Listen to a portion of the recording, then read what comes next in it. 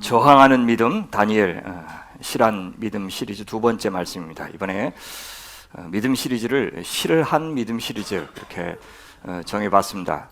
내년 저희 교회의 표어가 실하답니다. 열매 실자를 써서 좀 실한 사람이 되면 좋겠다, 실한 교회가 되면 좋겠다 하는 마음으로 그렇게 정했는데, 특히 이 믿음도 진짜 믿음, 참 믿음, 그것을 이제 실한 믿음이라고 수식해서 실한 믿음 시리즈, 그렇게 해서 한 16번 정도 준비를 했습니다. 나중에 이전 광야 시리즈처럼 플랜카드로 어떤 시리즈가 진행될 것인지를 성도들 앞에 알려드리겠습니다. 오늘 또 다니엘을 통해서 믿음이 무엇일까에 대해서 생각해 보려고 합니다. 제가 이 시리즈를 통해서 생각하고 싶은 것은 믿음의 내용보다도 믿음의 본질입니다. 그러니까 무엇을 믿는가, 그 문제보다도 어떤 것이 믿음인가, 믿음의 속성에 대해서 생각해 보려고 하는 겁니다. 다니엘을 통해서 실한 믿음, 참 믿음에는 저항의 성격이 반드시 들어있다 라는 것을 확인하려고 합니다. 우리가 만약에 하나님의 말씀, 그분의 역사, 그분의 약속, 그분의 주권을 진짜 믿는다면 그것이 실제 어떻게 나타나야 되느냐, 바로 거짓 믿음의 대상, 하나님 대신에 하나님 행세하려고 하는 권력과 문화에 대해서 용기 있게 저항하고 타협하지 않는 모습으로 반드시 나타나야 한다, 그 말씀 드리고 싶어요. 지난 시간에는 내가 믿음이나 내가 의지의 대상,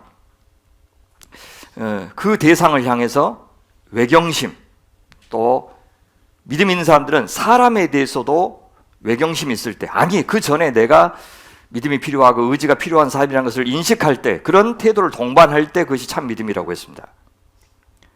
오늘 실한 믿음에는 아닌 것에 대해서 저항하는 그런 성격이 있을 때, 그런 용기가 있을 때, 그때 참 믿음이다 라는 말을 하고 싶습니다. 그렇게 선택할 때는 굉장히 위태롭기도 하죠. 누리고 있는 특권을 빼앗길 수도 있고 우리의 명예가 실추되는 그런 일이 있을 수 있기 때문에 결코 쉽지 않는 결정입니다. 하지만 그래서 그런 믿음만이 실한 믿음이고, 그것이 하나님께서 마침내 우리를 끌고 가고 싶어하는 믿음의 고지입니다. 다니엘서 4장을 보면 찬양으로 시작해서 맨 끝에 찬양으로 끝나요. 놀랍게도 찬양의 주인공이 당연히 다니엘 같은데 아닙니다. 바벨론의 왕 느부갓네살이 하나님을 찬양하고 있어요.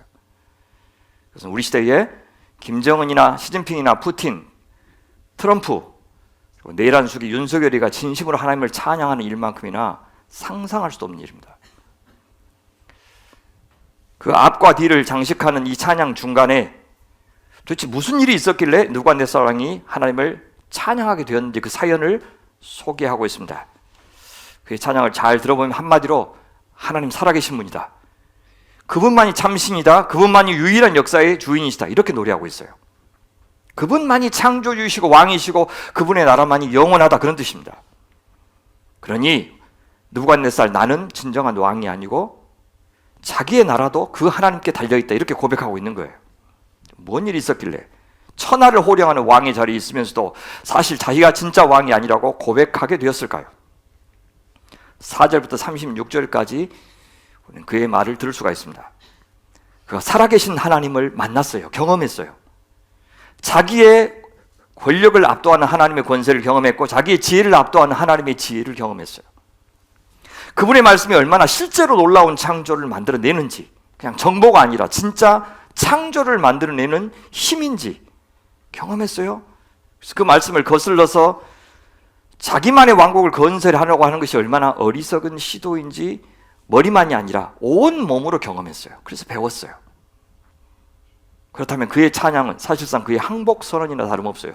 그것은 비굴한 굴복선언이 아니고 진정한 생명의 길을 발견한 자의 기쁨의 탄성, 해방된 자의 환호성, 동시에 두려움의 고백, 자기 인식, 하나님의 인식에서 나온 감격스러운 찬미, 항복이 얼마나 행복한 일인지, 순종이 어떻게 해서 생명이 되는지, 하나님과의 소통이 얼마나 진정한 형통을 주는지 보여주는 고백이었습니다. 느부갓네살은 원래 어떤 사람이었습니까? 다니엘서 1장부터 3장까지 보면 나옵니다. 그가 누구인지는 세상의 역사가 기록하고 있어요. 이전에 있었던 사담 후세인은 자기가 제2의 느부갓네살이 되고자 했어요. 바벨론의 후예가 이라크고 페르시아의 후예가 이란입니다. 그의 잔인함, 무자비함은 그의 군대가 오는 소리만 들어도 마음이 녹아서 두려움에 떨 정도였어요. 진짜 느부갓네살은 잔혹하기로 악명 높은 왕이었습니다. 나중에 하나님의 백성 이스라엘을 포로로 잡아서 본국으로 끌고 갔습니다. 기분 나쁘면 신하 죽이는 것쯤이야 우습게 하는 변덕스러운 왕이었어요. 일전에 그런 적이 있었죠. 자기가 무슨 꿈을 꾸었는지 말해주지도 않고 해몽 요구했습니다. 그렇게 못했을 때 수십 명이 넘는 그 나라의 정말 두뇌들, 지혜자들을 한꺼번에 다 죽였습니다. 우상숭배에 눈이 멀어서 금신상을 만들어 절하게 만들었고 이걸 어기는 자 불태워 죽이라고 명령했습니다. 그러니까 그는 세상에서 가장 자율적인 사람, 자주적인 사람, 자기가 바로 법이었던 사람, 질서였던 사람, 그렇게 지금도 착각하고 있는 인간이 이 나라에 있죠.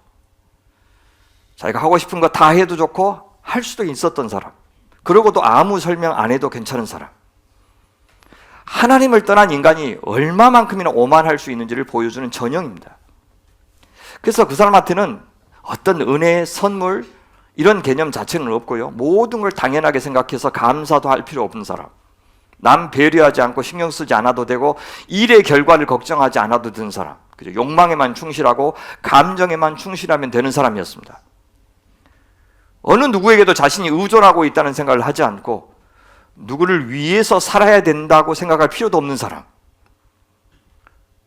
모두가 자신을 위해서 존재한다고 생각하는 사람, 그렇게 거침없는 자유 속에 살고 있는 사람, 그가 느부갓네살이었습니다. 나는 하나님과 상관없이 산다. 이것이 그의 구호였어요. 이게 어떤 종류의 믿음이라는 것이 필요 없는 사람, 자기를 거는 모험을 감행할 필요가 없는 사람, 그에게는 자기 목숨을 위태롭게 해서라도 반드시 지켜야 될 어떤 가치라는 것이 없었습니다. 자기 위에 누군가가 없었어요. 오직 누군가에게 믿음의 대상이 될 뿐이었습니다. 아무도 신경 안 썼어요. 하지만 다니엘서 4장이 말해주는 것은 무엇입니까? 하나님이 계시는 한 왕은 절대 그런 식으로 살 수 없고 살아서는 안 된다는 사실을 보여줘요. 하나님이 계신다면 그가 가진 것이 결코 그를 자유롭게 못 해줍니다.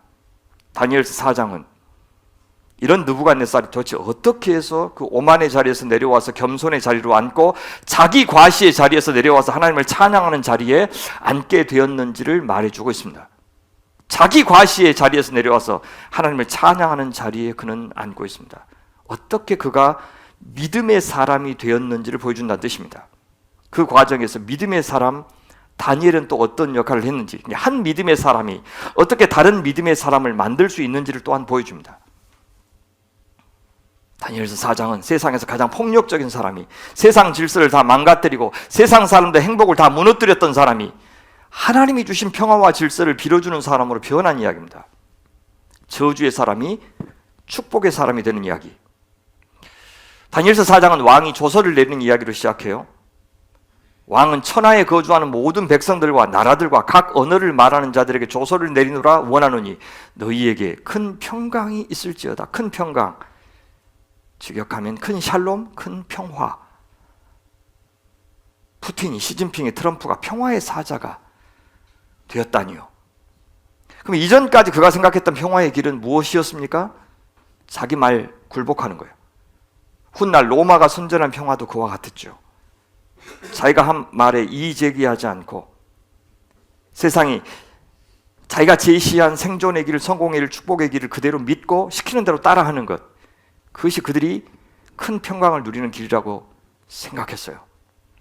제국의 논리 이의를 제기하고 따지고 배우를 의심하고 곁길로 가면 응징해서 대가를 혹독히 치르게 하고, 그래서 그렇게 개기면 평화가 없고 평강이 없다는 것을 이 느부갓네살은 늘 말해주고 증명해주고 살았어요. 그래서 그는 아무도 안 믿었어요. 그러면서 자기를 향해서는 믿음을 강요했어요.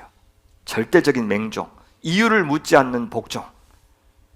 그것이 풀무불에 다니엘의 세 친구 넣은 이야기고 사자굴에 다니엘 집어넣은 이야기입니다. 제국의 이의를 제기하면, 제국을 믿지 않으면 평화가 깨진다는 것을 경험하게 해줬어요.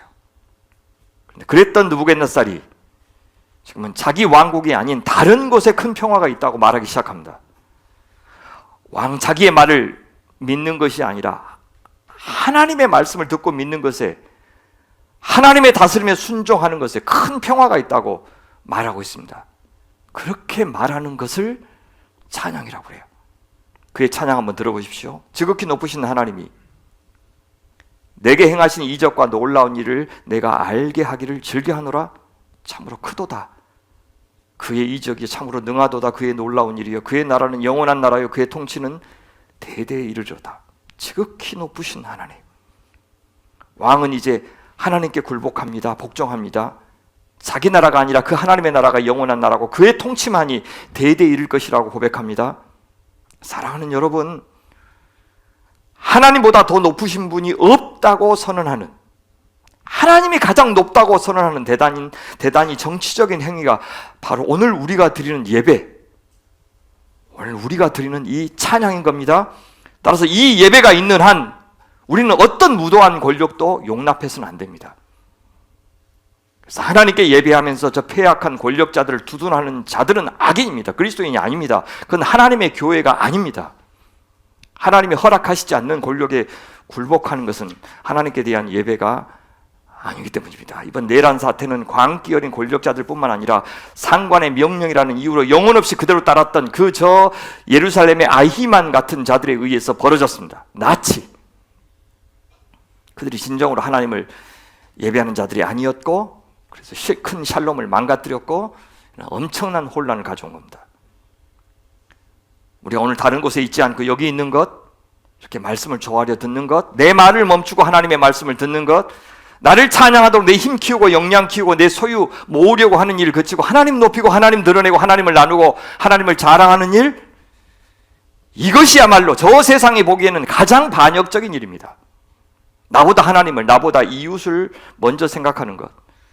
예, 내가 살고 싶어서, 나 살라고, 나 체험받고 싶어서 이 교회에 왔지만 이제 내 문제만 보고 살지 않고 그동안은 안 보였던 이웃의 필요와 아픔이 드디어 보이고 그들을 보듬어주고 그들의 말을 들어주고 그들을 채워주었을 때 비로소 내 것도 채워주고 내 상처도 싸매어주고 내게 없던 힘도 생기게 만드는 이 기이한 공동체 만들어가는 일, 이 비밀 결사체인 교회로 모이는 일이 세상 보기에 가장 불운하고 가장 위험한 작당입니다. 왜요? 그런 마음 없는 자들, 오직 돈만을 위해서 사는 자들이 저 무도한 정권을 만들었기 때문입니다. 그래서 여기 안에 앉아 있지만 계속 징징거리면서 나 이렇게 하는 사람들이 그들의 편에 서는 자들이에요. 그렇게 믿음은 무엇이냐? 나보다 더 권세 있는 존재를 내 위에 두는 것. 그래서 내가 눈치 보고 신경 쓰고 그래서 따라야 할 대상을 두는 일을 믿음이라고 그래요.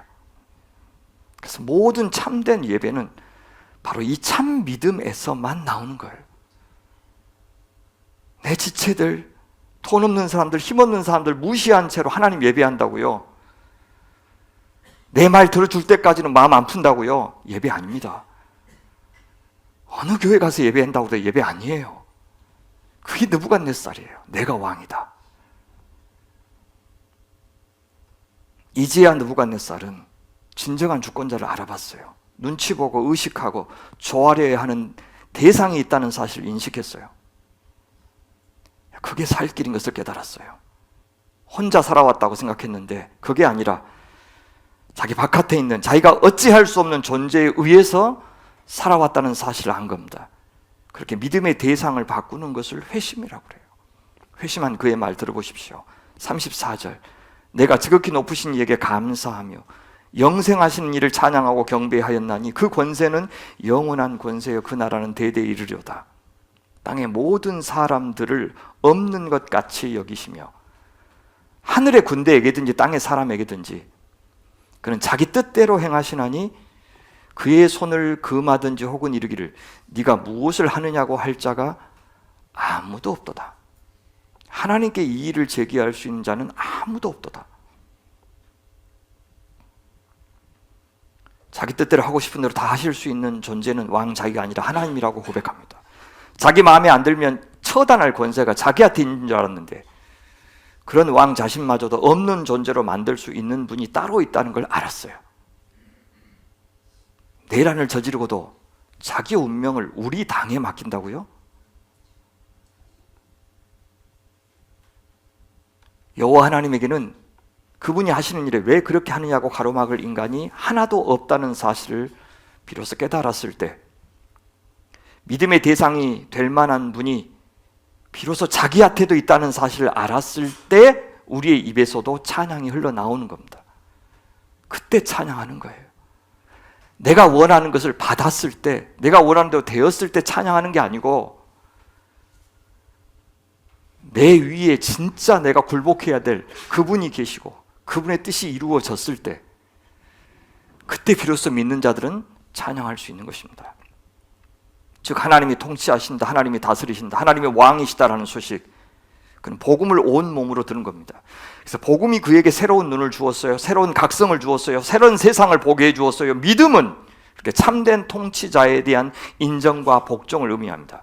그것은 동시에 그 통치자에 대한 그 어떤 반대에 대해서도 용기 있게 저항하는 것이 믿음입니다. 거짓 통치자를 거부하는 것, 그와 타협하지 않는 것, 그에게 항거하는 것이 믿음입니다. 사랑하는 소명의 가족 여러분, 우리의 삶이 아무리 힘들고 거칠고 때로는 난공불락의 요새처럼 보여도, 그래서 저 세상이 정답인 것처럼 보여도 우리 하나님 인정하면서 우리의 삶의 처음과 끝을, 오늘 우리 하루의 처음과 끝을 찬양으로 시작하고 찬양으로 마칠 수만 있다면 그 중간에 일어나는 모든 일들이 다 위대하신 저 하나님의 뜻 안으로 수렴되어 갈 줄로 믿으시기 바랍니다. 그러니까 우리가 예배하고 찬양하고 있는 이 순간, 오늘 이 자리는 우리가 그 하나님을 인정하지 않는 세상을 다 불법이라고 선언하고 있는 그런 순간이고 그런 자리인 것을 믿으셔야 한다는 것입니다. 우리가 예배하고 찬양하는 이 순간, 우리는 세상이 실패라고 말하는 우리의 고난, 세상은 하나님 없다, 하나님 무능하다, 하나님이 우리에게 무관심하다라고 말하는 그 혼돈이 우리 하나님의 역사를 가장 생생하게 경험할 수 있는 은혜의 자리, 성소이고 성지임을 분명하게 천명하는 자리가 바로 이 예배의 자리, 그런 말도 안 되는 일을 겪으면서 그런 처참한 고난 속에서도 하나님을 찬양하고 인정하는 이 자리가 저 세상의 권력자들, 돈으로, 군대로 그렇게 호령하는 세상을 가장 어금저리게 만드는 가장 위대한 저항이라는 사실을 꼭 기억하면서 이 예배의 자리 소중하게 여기시기를 간절히 바랍니다.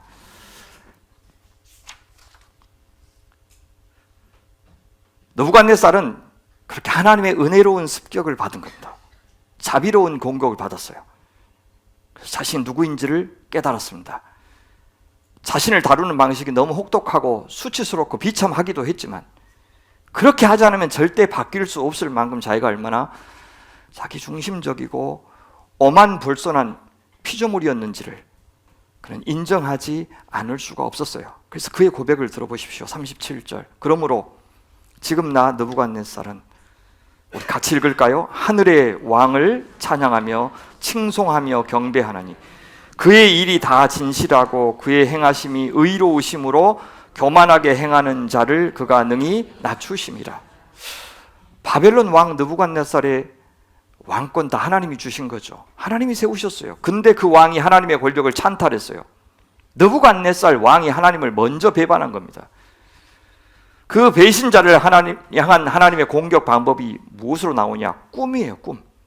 꿈을 통해서 그 왕에게도 믿음의 대상, 굴복의 대상이 있다는 것을 알게 하셨어요. 꿈이 가져온 변화를 그는 이렇게 고백합니다. 4절. 나 느부갓네살이 내 집에 편히 있으며 내 궁에서 평강할 때, 권력이 주는 평강이었죠. 한 꿈을 꾸고 그로 말미암아 두려워하였으니, 내 침상에서 생각하는 것과 머릿속으로 받은 환상으로 말미암아 번민하였소노라. 지금 반란에 참여했던 자들이 번민하고 지금 두려워하겠죠. 밤에 허락도 없이 꿈이 감히 왕에게 찾아왔습니다. 왕은 낮의 사람이에요. 왕은 낮에 자기가 마음대로 꿈을 꾸고 실행할 수 있는 사람, 계획 세우고 그대로 되게 하라고 명령할 수 있는 사람이었습니다. 저 민족 죽여라, 저 땅 빼앗아라, 저 추수한 것 약탈해라, 저 사람들 노예로 삼아라, 하고 싶은 것 낮에 다 할 수 있는 사람, 자기 꿈을 다 펼칠 수 있는 사람이었어요. 그런데 이 무례한 밤의 꿈이 감히 왕의 잠을 방해했어요. 샬롬을 깨뜨렸어요. 꿈을 처단할 수 있다면 그렇게 하라고 명령했겠죠. 근데 꿈은 인간의 명령에 꿈쩍도 안 합니다. 사라지라고 소리쳐도 사라지지 않습니다. 유독 급할 때는 발이 안 떨어지고 강을 만나고 낭떠러지로 떨어집니다. 그렇게 꿈은 우리 인간이 얼마나 취약한 존재인지를 드러내는 역할을 해요. 꿈은 인간이 절대 권력자가 아니라는 것을 알게 하는 하나님의 도구예요. 장치예요. 꿈은 제국이 얼마나 허약한지를 드러냅니다. 꿈이 인간이 통제할 수 없는 미래를 대담하게 말해주기 때문입니다. 그동안 왕은 듣고 싶지 않으면 침묵하게 만들 수 있었고 자기가 하고 싶은 말만 하면서 살았습니다. 자기 말 안 들으면 대적하는 존재로 만들 수가 있었어요. 그런데 믿음의 사람이 된다는 것은 그와 정반대예요. 하나님과 또한 사람을 향해서 내 뜻, 내 감정만을 주장한다면 내가 있을 곳은 세상에 없다는 사실을 인정하는 것이 믿음입니다. 느부갓네살의 마음으로 살면 아무도 내 교회, 내 이웃, 내 친구가 되어줄 수 없다는 것을 모르면 끝까지 하나님의 사람 아닙니다. 느부갓네살이 그런 사람이었어요. 오늘 우리가 이 광주소명교회에 모인 것은 아직까지 여기 우리가 있는 것은 내가 잘해서가 아니에요. 나를 참아준 사람들이 옆에 있기 때문입니다. 내가 말하는 거 들어주었고 내가 하는 행동이 꼭 마음에 들어서가 아니라 이해 못해도 받아주고 기다려주고 나를 향해서 할 말 다 하지 않았기 때문에 오늘 내가 여기 있는 겁니다. 만약 우리가 하나님은 우리를 해서 참아주셨고 성도들이, 이웃들이, 가족들이 나를 참아주어서 여기에 내가 지금까지 있다는 사실을 인정하지 않는다면 전부 느부갓네살이 되는 거예요. 인간은 본능적으로 사실 내가 얼마나 약한지 다 알아요. 왕도 알았겠죠. 하지만 인생 끝까지요, 조직들로, 성취들로, 약점들로, 자식들로 계속해서 나를 감추면서 살아요. 그래서 항상 강한 자의 편에 서려고 해요. 내가 약한 걸 아니까. 그렇게 끊임없이 우리는 우리 자신을 직면하지 않고 회피하면서 계속해서 살 겁니다. 그랬던 이 왕에게도 드디어 밤은 오고야 말았던 겁니다. 왕에게도 자지 않으면 안 되는 밤이 오고야 말았습니다. 그 밤은 왕 스스로가 명령 내릴 수 없고요, 자기 자신을 지킬 수도 없는 시간입니다. 잠을 잔다는 것은 완전히 무방비 상태에 들어가는 것이에요. 목숨은 붙었고 심장은 뛰지만 죽은 것이나 다름없는 상태가 잠입니다. 우리가 상황을 통제할 수가 없어요. 잠에 빠져드는 순간 그는 더 이상 왕이 아닙니다. 그 시간 하나님은 꿈을 통해서 누가 진짜 왕이신지를 보여주었어요. 그가 눈뜨고 명령하던 그 낮에도 실제 누가 왕이었는지를 그때 보여주신 겁니다. 자고 있는 새벽 2시에 계엄을 선포했다면 성공했겠죠. 꿈이 왔을 때 그가 어떤 반응을 보였는지를 보면 그가 얼마나 놀랐는지를 알 수가 있어요. 그로 말미암아 두려워하였으니 머릿속으로 받은 환상으로 말미암아 번민하였소노라. 바벨론 제국의 왕에게 두려움이라는 것은 어울리지 않는 단어고요, 번민이라는 것은 있을 수 없는 단어입니다. 자기가 제압할 수 없는 더 위에 있는 어떤 존재가 있다고 생각할 때 우리는 두렵고, 자기가 해결할 수 없는 문제, 명령해도 소용없는 문제가 있을 때만 번민하기 때문입니다. 그런데 드디어 왕에게 바로 그날이 온 겁니다. 여러분, 김용현 국방부 장관, 여인영 방첩사령관, 옛날에 기무사령관, 전두환이가 했던 그 차지철 같은 그 거만 한번 보세요. 청문회 할 때 그 거만 한번 보시라고요. 제가 세상을 다 호령할 줄 알고 그 마음속에 이미 계획이 다 있었기 때문에 지금 내가 잠시 참는다, 내가 조금 후에 그들 다 짓밟는다, 그런 생각하고 있기 때문에 웃고,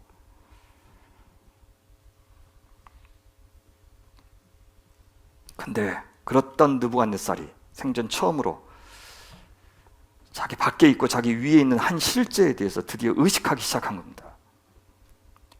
내가 이 사람 거부하고 이 교회 거부하고 이 공동체 거부하고 이 사람 거부하면 자기 세상이 될 것처럼 생각했던 사람에게 다 그런 사람들 거부해도 네 위에 너를 아는 하나님이 계시다 라는 사실을 보여준 겁니다.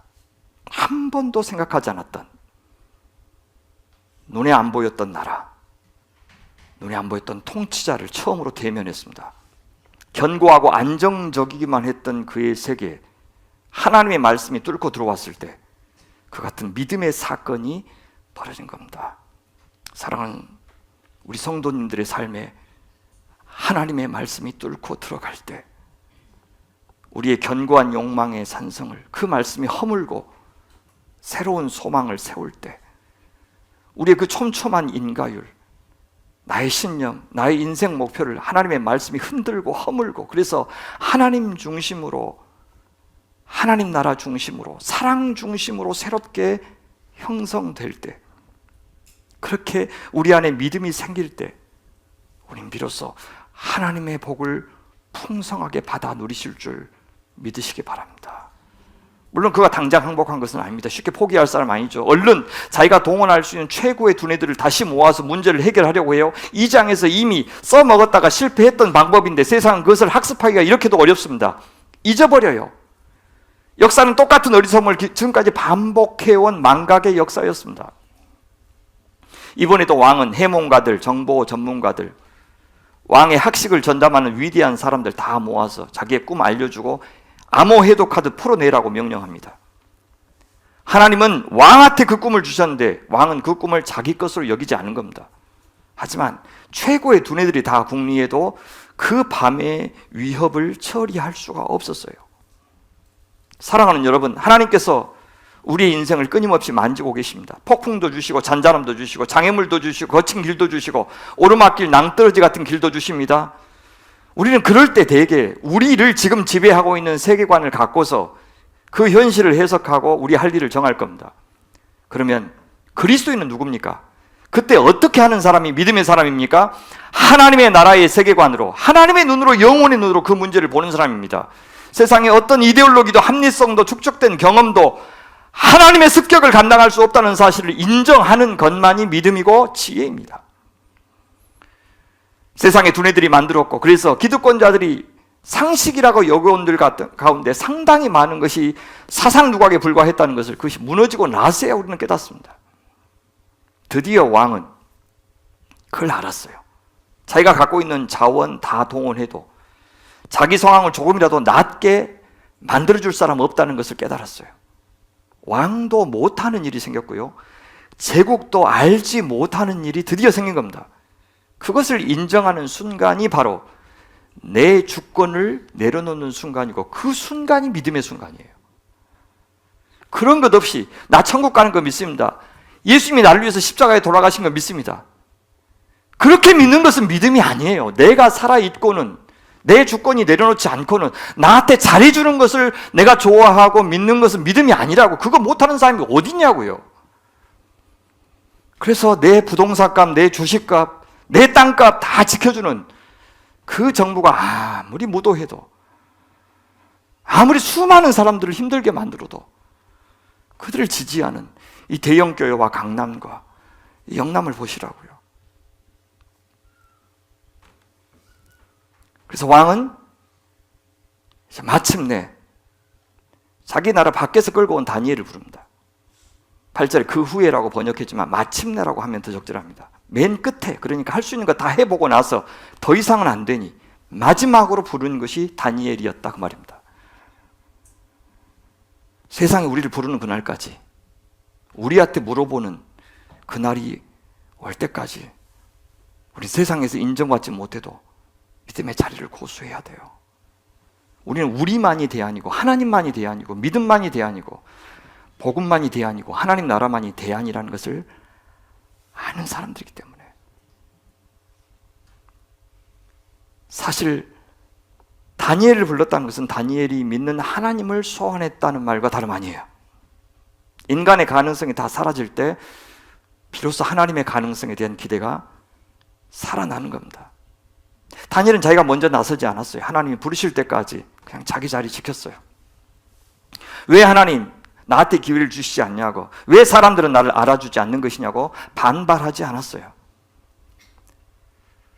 아무도 찾아주지 않고 알아주지 않는 자리라도 하나님을 중심에 모시면서 기다렸어요. 그렇게 오늘 우리도 세상이 인정해주는 학교 아니고 세상이 부러워할 만한 직장 아니라도 인생 잘못 살았다고 서둘러 평가하지 말고 이렇게 묵묵히 하나님 기뻐하시는 그분 앞에서 하나님의 인정에 신경 쓰는 그런 사람으로 살아가기를 간절히 바랍니다. 오직 명령만이 전부였던 느부갓네살 왕이 이 다니엘한테 얼마나 공손한지 한번 보세요. 지금 내란이 실패하고 난 다음에 창문의 앞에 섰던 그 군인들의 초라한 모습 보시라고요. 박수장 벨드사사라, 네 안에는 거룩한 신들의 영이 있은즉 어떤 은밀한 것이라도 내게는 어려울 것이 없는 줄을 내가 아노니 내 꿈에 본 환상의 해석을 내게 말하라. 그는 다니엘을 제국이 알지 못하는 것을 알고 있는 사람으로 인정하죠. 왕이 할 수 없는 것을 할 수 있는 사람으로 인정하죠. 다니엘의 뛰어남 때문이 아니고 그 안에 계신 거룩한 신들의 영을 그는 알아보았기 때문에, 그 신들에게는 어려울 것이 없다는 것을 알기 때문에, 다니엘이 믿는 하나님 때문에. 그렇다면 다니엘은 자기의 능력을 보여준 것이 아니라 하나님의 능력, 자기 위에 계신 분의 능력을 보여주었던 그런 사람이었음을 알 수가 있습니다. 그런 사람을, 내가 얼마나 대단한 사람인지를 과시하며 사는 사람이 아니라 우리 하나님을 드러내고 증명하는 사람을 언젠가는 하나님이 들어 사용하신다는 것을 여기서 보여주는 겁니다. 그를 뭐라고 그럽니까? 내게는 어려울 것이 없는 줄 내가 아노니. 어려울 것이 없는 사람, 평소에 왕 자기한테만 적용했던 말입니다. 근데 더 이상 자기한테 적용하지 않아요.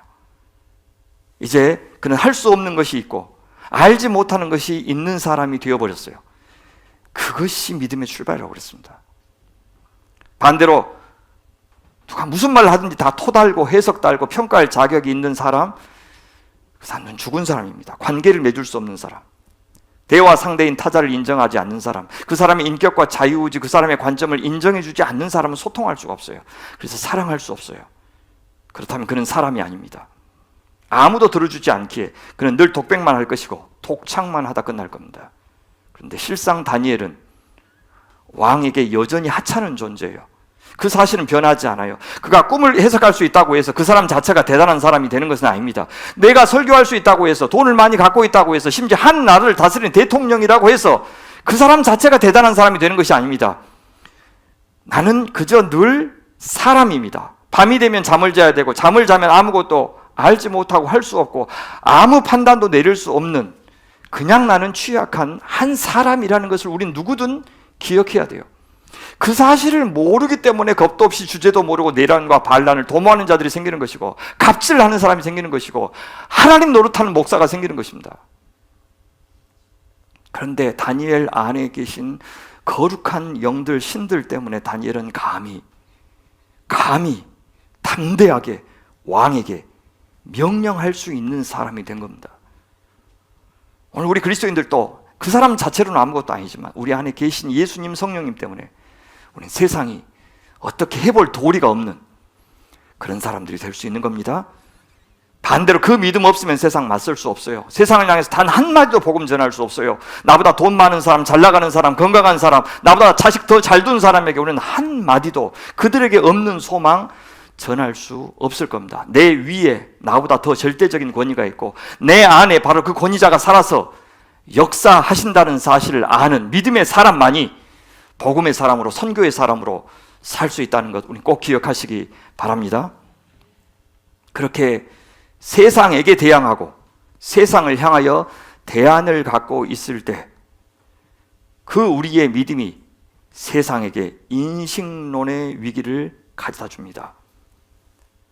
오늘 계엄을 한 이 인간들은 바로 그 인식론의 위기를 못 느낀 자들입니다. 그래서 겁을 상실한 거예요. 역사적으로 친일파, 이승만, 박정희, 전두환, 노태우, 이명박, 박근혜 단 한 번도 단죄하지 않았기 때문에, 잠깐 구속시킨 것처럼 보였지만 다 풀어주어서 심간 편하게 인생 끝까지 사는 거 봤기 때문에 잠깐 고생해도 내 후예들이 다시 권력을 잡으면 다 사면당할 것이고 숨겨놨던 재산 가지고 인생 끝까지 편안하게 살 수 있다고 생각하는 이 풍토를 만들었기 때문에 그들은 인식론의 위기를 경험하지 않고 살던 대로 살려고 그렇게 하고 있는 겁니다. 내가 옳다고 믿고 밑줄 그으면서 외웠던 그 지식이 나를 살려주지 못하는구나. 내가 유명 강사 밑에서 수천만 원 써가며 가르쳤던 그 벡터, 함수, 확률, 미적분이 내 자식 살려주지 못하고 밤새 외웠던 그 영어 지문이 내 인생 보장하지 못하고, 원정 출산해서 미국 시민권 획득하고 금수저 부모 밑에서 관리받으며 자라고 노후 걱정 없이 벌어놓은 것이 사실 죽음 앞에서는, 무너지는 건강 앞에서는, 사라져가는 내 기억 앞에서는, 치매 앞에서는 우리를 절대 지켜주지 못한다는 사실을 아는 것, 그것이 인식론의 위기입니다. 이 권력이 아무것도 아닌 것을 아는 것, 이 목사 자리가 아무것도 아닌 것을 아는 것, 이 직장이 아무것도 아닌 것을 아는 것, 그것이 인식론의 위기입니다. 그것이 믿음의 출발입니다. 우리의 삶에서 이 인식론의 위기는 언제 찾아옵니까? 바로 진정한 생명, 그 주권자 하나님을 만날 때입니다. 고난을 통해서, 상실을 통해서, 배신을 통해서, 반란을 통해서. 호세아 선지자가 하나님을 알자, 힘써 알자고 한 것처럼 그것이 진정으로 하나님을 아는 순간입니다.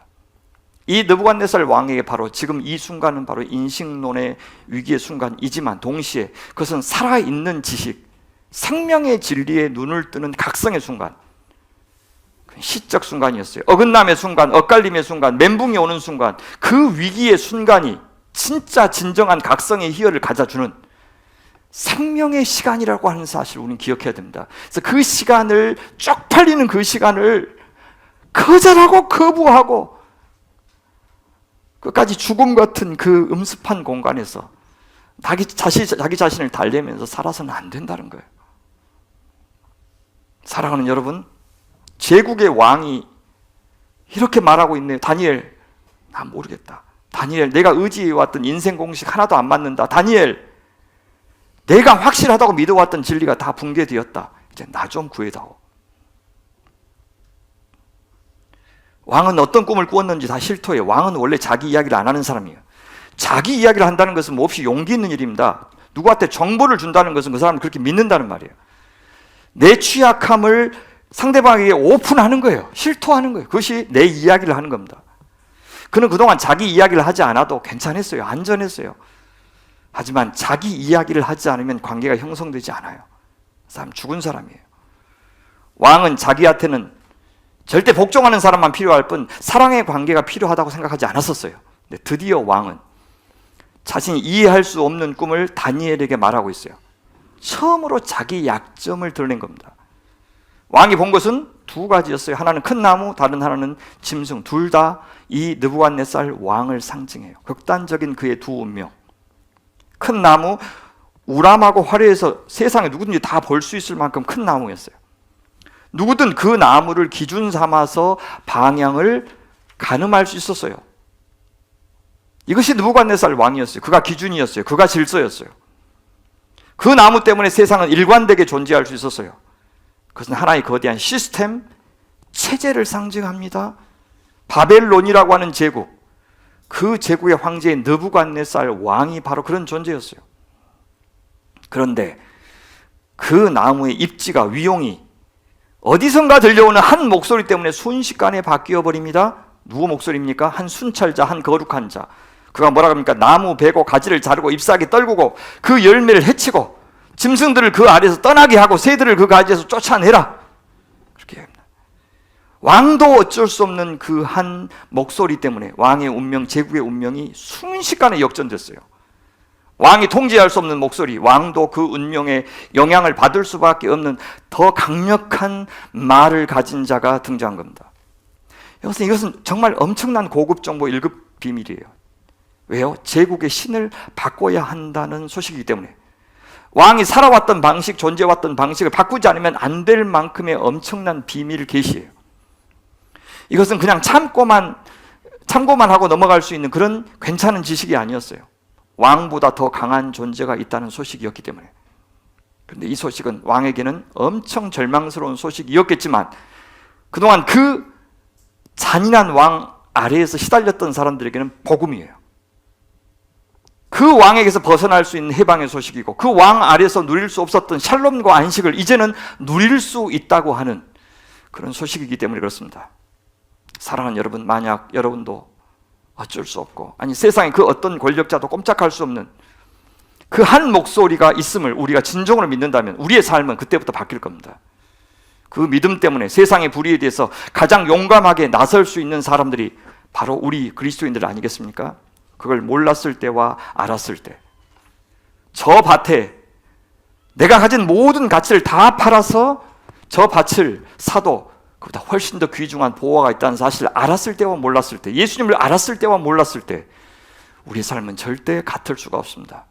그때부터 그 엄청난 존재인 하나님의 형상대로 지음받은 사람을 대하는 방식이 달라질 것이고, 이 모든 소유와 권력의 주인이 하나님이시니 그 소유와 권력을 대하는 방식도 달라질 것이고, 이 유한한 시간을 대하는 방식, 성공과 실패의 잣대 다 변할 겁니다. 예수님을 믿고 난 다음에. 그가 또 하나 본 것은 짐승이에요. 짐승.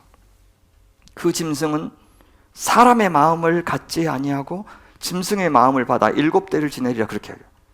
제국의 황제가 들짐승이 될 것이라고 이야기하죠. 사람의 마음이 없어요. 짐승의 마음을 가졌어요. 이것은 하나님이 없는 마음입니다. 굳이 다시 신학적으로 표현하자면 원죄의 마음. 로마서에서 뭐라 그럽니까? 어리석은 자는 그 마음에 이르기를 하나님이 없다 하도다 할 때 그 마음. 느부갓네살이 하나님을 가치체계, 지식체계에서 제외시키고 자신이 하나님 노릇하려고 하자 하나님께서는 동물의 이성, 동물의 마음을 그에게 주셨다, 그 말입니다. 믿음이 없는 자의 마음, 본능을 따라서 사는 사람의 마음이 바로 이 짐승의 마음이에요. 끝까지 징징거리고 나만 바라봐줘, 내 뜻 받아줘 하는 철없고 나태한 마음이 바로 이 짐승의 마음이에요. 놀랍게도 그것이 세상을 호령하는 왕의 진짜 상태, 실존적인 상태였다는 겁니다. 사실은 강하지 않았다, 이렇게 약한 존재였다 라고 하는 것을 폭로하는 거예요. 대통령의 겁먹은 얼굴을 보시라고요. 저 똥별들의 실체를 보시라고요. 무속에 굴복한 윤석열의 실체를 보시라고요. 그들에게 굴복한 한국의 대형 교회 목회자들의 얼굴을 보시라고요. 명품으로 치장했지만 믿음이 없는 자의, 돈에 굴복한 자의 초라한 얼굴들을 보시라고요. 이제 이 메시지를 가지고 저를 겁박하고 매일 성경을 겁박하고 묵상과 설교를 겁박하면 저는 사표 낼 겁니다. 그리고 말할 겁니다. 저 대형 교회가 이렇게 만들었다고. 얼마나 많은 위협을 받았는지 모릅니다. 이 설교들을 다 모니터링하면서 다 끊어버리겠다고, 우리 교단 전체의 문제 삼겠다고 얼마나 많은 협박을 받았는지 모릅니다.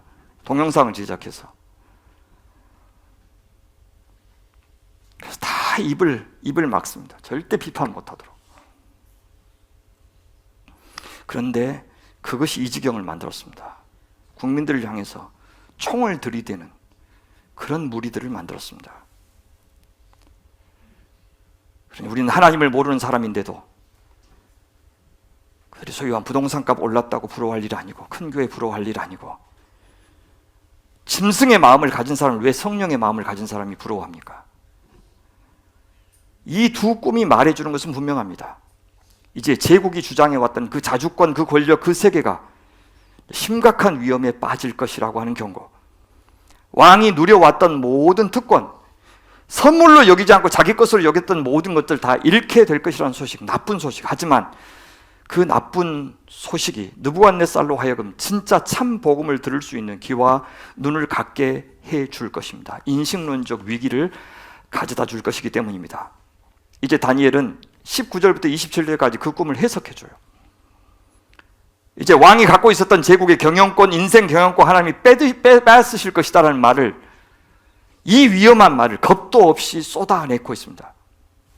역시 참 주권자가 있음을 아는 믿음의 사람만 보여줄 수 있는 태도가 이 저항이에요. 하나님을 의지하여 제국의 이념, 제국의 권력, 제국의 상식, 제국의 방식에 그는 저항하고 있어요. 복음을 말하는 것, 그것이 저항이에요. 진리를 말하는 것, 단순하게 그 진리를 그리고 사는 것, 그것이 저항이에요. 왕이 이제 그 꿈 해석을 듣고 해야 될 일이 뭡니까? 그 통치 인정하고 믿음의 길 가는 것.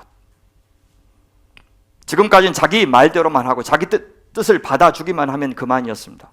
누가 고통을 겪든지 말든지, 죽든지 말든지, 굶든지 말든지, 마음이 아프든지 말든지 그는 상관이 없었어요. 나한테만 유리하다면, 내 마음만 편안하다면, 내 계급이 유리하면, 내 자식한테 유리하면, 쿠데타도 괜찮고 전쟁도 괜찮고 나라가 망해도 괜찮다고 생각했어요. 그것을 질서라고 여기는 것, 그것이 불신앙이고 그것이 느부갓네살의 가치관이에요. 그런데 이제 하나님 나라의 가치관대로 질서와 무질서를 재정의하는 그런 사람으로 바뀌어야 된 것, 그것이 바로 회심이에요. 믿음의 원리를 따라서 내가 생각해 왔던 가치, 이념, 삶의 방식을 십자가에 못 박는 것, 세례 주는 것, 그래서 그것에 저항하는 것, 그것을 신앙이라고 불러요. 이제 내 권력 너머에 진짜 권력이 있다는 것을 인정하는 것, 그 권력이 나를 오게도 하고 가게도 하고 앉게도 하고 일어서게도 한다고 하는 것을 믿는 것, 그 권력이 내 삶을 다 해석하게 만드는 것, 그것을 믿음이라고 그래요. 이 메시지에도 1.1핵도 저는 포기할 마음이 없습니다. 가십시오. 가요. 이거 안 받아들일 거면 가시라고요. 이 원리대로 교회할 겁니다. 다니엘은 의심할 여지 없는 해석을 줍니다. 왕이여, 이 나무는 곧 왕이시라. 이는 왕이 자라서 견고하여지고 번성을 누린다는 거죠. 창대하사 하늘에 닿으시며 권세는 땅끝까지 미치십니다. 근데 왕이 반드시 깨달아야 될 것이 하나 더 있어요. 이와 같이 7대, 이건 유한한 번성이다. 고작 5년짜리의 권력이에요. 지가 말했던 말이에요. 그래서 이번에 영구 집권을 획책하려고 했던 거예요. 법 바꾸려고 했죠. 여러분, 담화 발표하려고 했다가 취소했던 거 들으셨어요? 그 담화 내용이 법 바꾸겠다는 것이었습니다. 이와 같이 7대를 지낼 것이라. 그때가 되면 지극히 높으시니가 사람의 나라를 다스리시며 자기 뜻대로 그것을 누구에게든지 주시는 줄 알 것이다. 그 번성 7대 만에 끝났을 때 비로소 진짜 누가 주권자인지 알게 될 것이다 라고 얘기해요.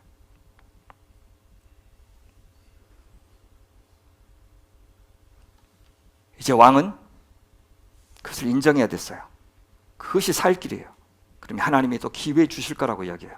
26절, 또 그들이 그 나무 뿌리에 그루터기를 남겨두라 하였은즉, 하나님이 다스리시는 줄을 왕이 깨달은 후에야, 그것이 회심이죠. 회개죠. 왕의 나라가 견고하리이다. 느부갓네살은 그동안 한 번도 이런 명령을 받아본 적이 없어요. 근데 이제는 받아야 돼요. 그가 굴복하고 따라야 될 권위가 있다는 사실을 알아야 돼요. 그것이 때로 인간, 사람을 통해서 주시는 것일지라도, 나는 하나님의 말씀만 듣는다, 사람 말 안 듣는다, 한 번도 하나님의 말씀 안 들어봤던 사람이 하는 말이에요. 구체적으로 어떻게 살라고 이야기합니까? 우리 같이 한번 읽어볼까요? 도대체 믿음의 사람으로 회심한다는 것이 어떻게 사는 것인지 27절에서 말해주죠. 우리 같이 읽어볼까요? 시작. 그런즉 왕이여, 내가 아뢰는 것을 받으시고 공의를 행함으로 죄를 사하고 가난한 자를 긍휼히 여김으로 죄악을 사하소서. 그리하시면 왕의 평안함이 혹시 장구하리이다 하니, 그렇게 한다고 다 용서받는 것이 아니고 혹시 하나님이 용서해 주실지도 모릅니다. 그런 말이에요. 왕의 편안함, 왕의 샬롬, 왕의 평화를 결정하는 것은 뭐라고요? 성전 지으라고 하지 않아요. 1년 365일 아침 저녁으로 제사하되 1등급 항우를 써서 제사라고 명령하지 않아요. 3,000배하고 성전 나오라고 하지도 않고요. 5년 동안 굴에 들어가서 면벽수도한 후에 나오라고 하시지도 않아요. 공양 및 300석 바치라고도 하지 않아요. 그런 것보다 훨씬 쉬운 것, 하지만 사실은 훨씬 더 어려운 것을 요구하셔요. 뭡니까? 공의를 행하라, 너 죄를 사하라, 가난한 자를 긍휼히 여기라. 이것이 믿음으로 산다는 말의 뜻이에요. 쉬워 보이지만 죄인한테는, 자기가 끝까지 왕이라고 여기는 자는 절대 살 수 없는 삶. 못된 놈 때려잡겠다고 시위하러 나갈 수는 있어도 내가 왕 노릇하려고 하는 마음은 절대 못 바꿉니다. 남의 죄 지적하는 것 가장 쉽죠. 내가 느부갓네살 왕인데 내가 내 왕좌에서 내려오는 것은요, 그건 성령께서 도우시지 않으면 어렵습니다. 왜냐하면 사람의 힘으로는 이 짐승의 마음 바꿀 수 없어서요. 믿음이 없으면 살 수 없는 삶, 그것이 영생이에요. 나중에 이 꿈 그대로 역사 속에서 실현됩니다. 꿈은 다른 종류의 하나님의 말씀이기 때문에 그래요. 먼저 느부갓네살의 나라가 번성했고 성공했어요. 그런데 그 성공이 왕으로 하여금 그 뒤에 있을 참혹한 추락의 경고를 무시하게 만들었어요. 여러분, 이것이 야곱의 아들로 나중에 애굽의 총리가 된 요셉과 7년 풍년, 7년 흉년, 그것을 그대로 듣고 믿음으로 순종했던 그 요셉과 느부갓네살의 차이예요. 우리 12달 동안 번성하는 동안 왕은 거짓 평안을 누렸어요. 그 사이에 다시 교만이 둥지를 틀었고요. 그 하나님의 경고를 지나친 유혹으로 여기고 무시하기 시작했어요. 자기가 끝까지 무너지고 싶지 않았어요. 그 하나님의 경고가 꿈으로 주신 말씀이 현실이 되리라고 생각하지 않았겠죠. 오늘의 이 번성, 내가 잘해서 이룬 것이다 라고 생각했어요. 세상이 지금도 하는 일이 그것입니다. 우리가 말씀을 듣고 깨달은 현실, 진짜 현실이 아니고 하나님의 경고가 사실은 경고가 아니라고 믿게 하는 것이 사탄이 하는 일이에요. 그리고 즉시 결과가 주어지는 자기 말을 들으라고 세상은 말합니다. 하나님의 말씀을 헛개비 신기루로 여기게 만드는 것. 이 강단에서 선포하는 말씀을 한 설교자의 개인 의견 피력짐으로 여기게 만드는 것. 그건 목사님 생각이죠. 제가 하나님이라고 했습니까? 생각하라고요.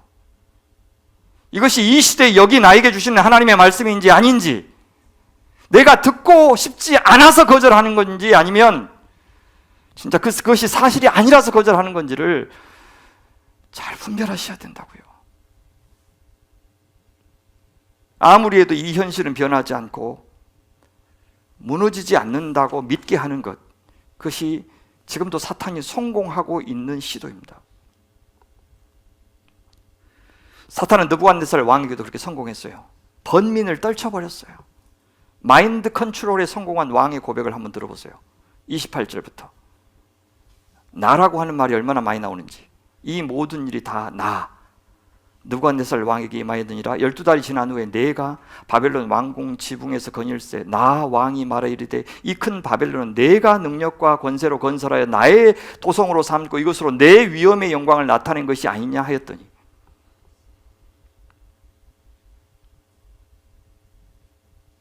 믿음이 없을 때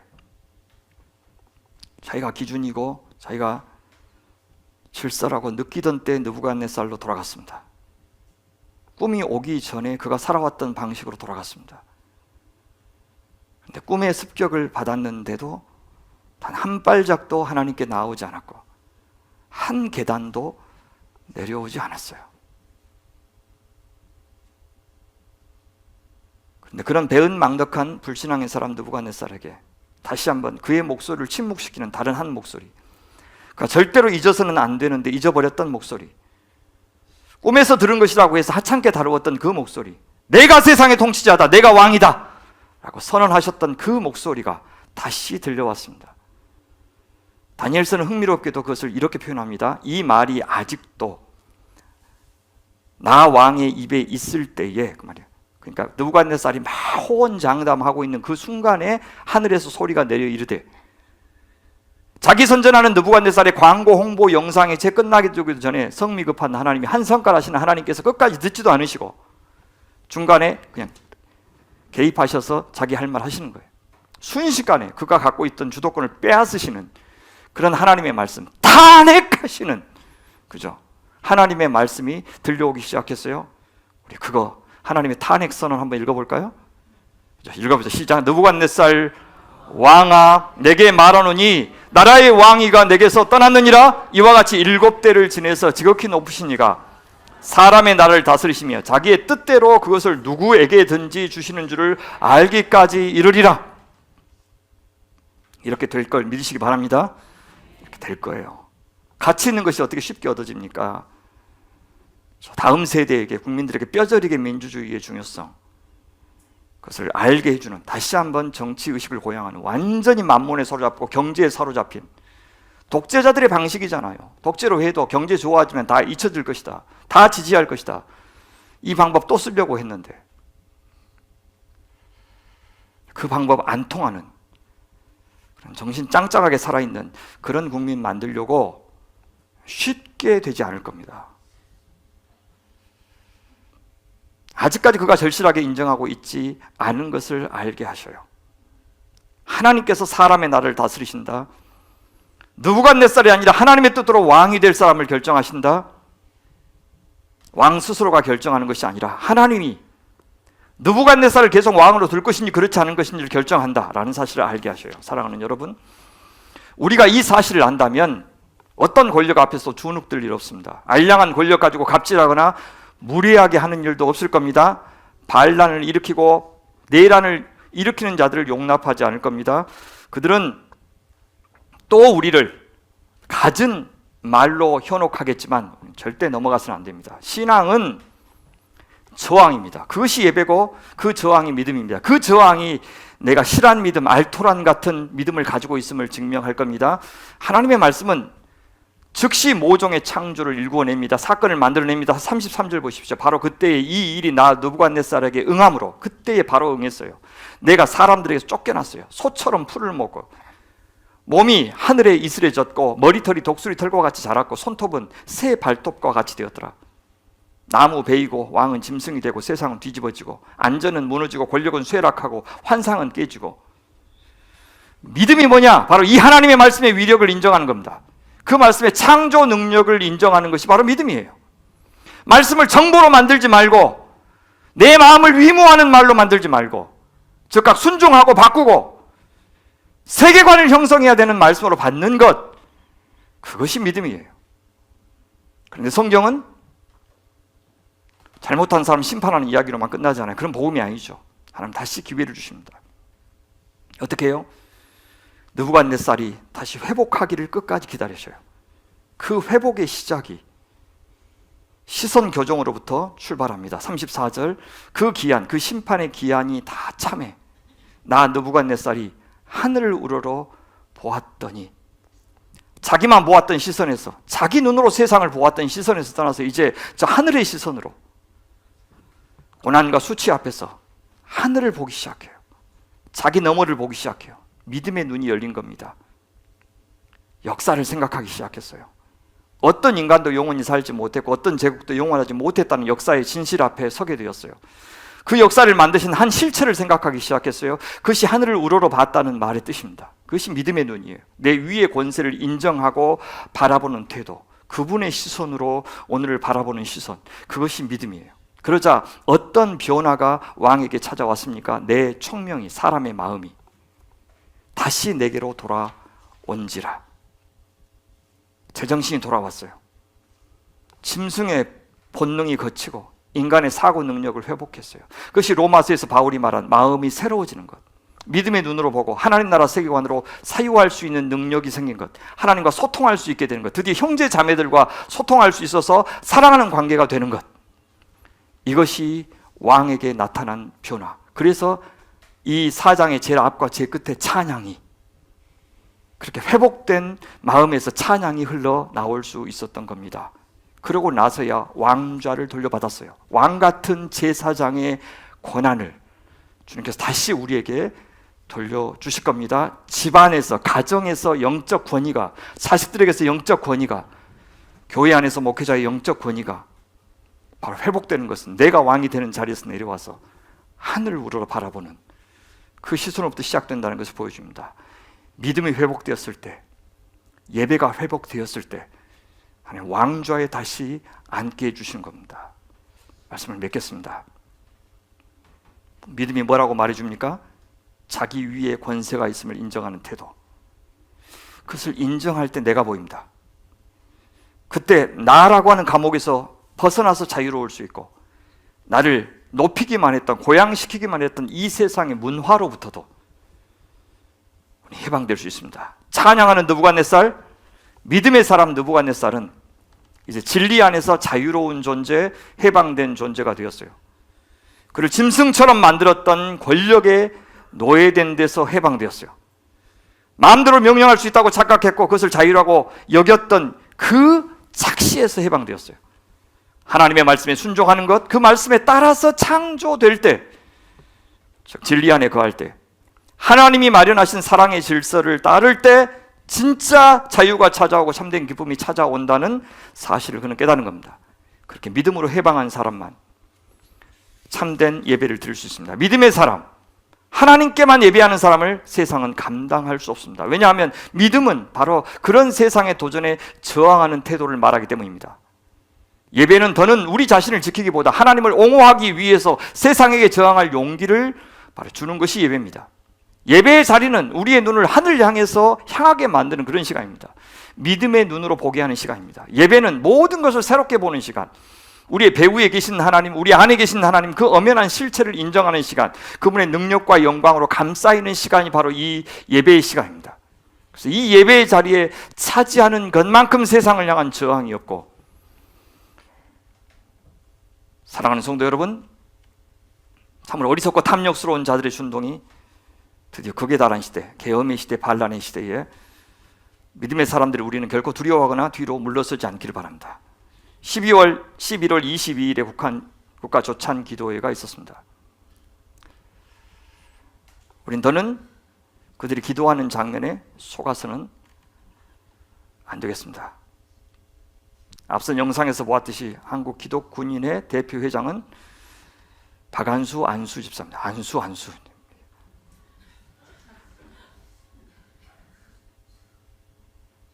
10일 뒤에 이 두 사람이 내란을 주도했습니다. 한 사람은 수계로, 다른 한 사람은 허수아비 계엄사령관 역할을 맡았습니다.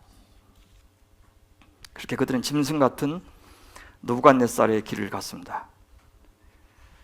이럴 때 우리 그리스도인들이 보여야 하는 믿음은 저항의 믿음입니다. 불복종의 믿음입니다. 비타협의 믿음입니다. 그 대신 하나님의 주권을 선택할 때, 하나님께 예배할 때 우리의 그 항복은 행복이 되고 우리의 소통은 형통이 될 겁니다. 오늘도 이 거룩한 하나님의 습격을 기쁘게 맞이하여 행복한 굴종의 자리에서 축복의 세례를 받기 바랍니다. 저 높으신 하나님께만 찬송하는 인생 됩시다. 모두가 서로를 인하여 존귀한 자가 되기를 간절히 소원합니다. 하나님, 대한민국은 지금 대통령이 없습니다. 그 국민들을 향하여 총을 겨누고 전쟁을 걸어왔기 때문입니다. 주님, 이 나라는 지금 내란 중입니다. 여전히 내란의 수계와 그 동조자들과 방주자들이 활보하고 있기 때문입니다. 그들을 붙잡으려고 하는 자들도 수사하는 자들도 없습니다. 그들은 버젓이 증거를 인멸하고 있고 궁지에 몰린 그들이 앉아서 당하려고만 하지 않을 것인데 또 무슨 짓을 획책하고 있는지 알 수 없습니다. 그가 국민에게 심판을 맡긴 것이 아니라 자당에게 자기 운명을 맡겼습니다. 그는 여전히 국민 위에 군림하면서 권력을 행사하겠다고 한 것이고, 그를 대통령으로 갖고 있는 정당은 조금 더 권력 아닌 그 권력을 내놓고 싶지 않아서 반란의 대열에 동참하고 있습니다. 하나님, 악인들의 눈을 어둡게 하여 스스로 멸망을 자초하게 하셨사오니 이제 그들의 언어대로 그들을 처단하여 주시옵소서. 인간으로서의 존엄함을 지키기 위한 숱한 사람들의 그동안의 희생이 헛되지 않도록 오늘 분연히 떨치고 일어나서 저렇게 함께 모인 저 무리들의 함성을 기억하시고 우리 자녀들의 세대에 다시는 이런 일이 되풀이되지 않도록 하려고 주님께 부르짖고 울부짖는 저 소리를 주님 들어주시옵소서. 저 탐욕스러운 권력자들이 지지를 받는 곳에 여지없이 대형 교회들이 있었고, 그들의 머리에 안수해준 목사들이 있었고, 그들을 위해서 국가 조찬 기도회를 열어서 단 한마디도 심판의 메시지를 전하지 않고, 그래서 그들의 완고한 마음을 더욱더 딱딱하게 만들었던 폐약한 지도자들이 있었습니다. 그들을 심판하여 주시옵소서. 집값, 주식값, 또 세금을 위해서, 돈을 위해서 나라 망치고 정의 왜곡하고 공의도 뒤틀어버린 이 가짜 교인들과 반란의 핵심 주동자가 된 안수집사 박안수 계엄사령관을 비롯해서 예수의 이름을 더럽힌 자들이 그 죄값을 받게 하여 주시옵소서. 주님, 숨을 쉴 수도 없을 만큼 이 역한 세상 부디 맑고 밝게 하여 주시옵소서. 하나님이 사랑하시는 이 세상의 사람들이 주님 베푸시는 자유와 평등, 정의와 공의, 공정과 상식의 공기를 마시면서 사람다움에 대해서, 공동체에 대해서, 양심에 대해서, 더불어 함께 사는 것에 대해서, 인생의 의미와 가치에 대해서 토론하고 추구하는 그런 좋은 나라 되게 하여 주시옵소서. 언젠가 그 모든 것들이 하나님의 사랑의 선물이었음을 더욱더 존귀한 하늘의 가치와 은혜를 따라 사는 우리 그리스도인들을 통해서 알게 하여 주시옵소서. 이에 정의가 강물처럼 공의가 하수같이 흐르는 날을 고대하며 주의 자녀들이 오늘 또 이렇게 드리는 기도에 하나님 응답하여 주시옵소서.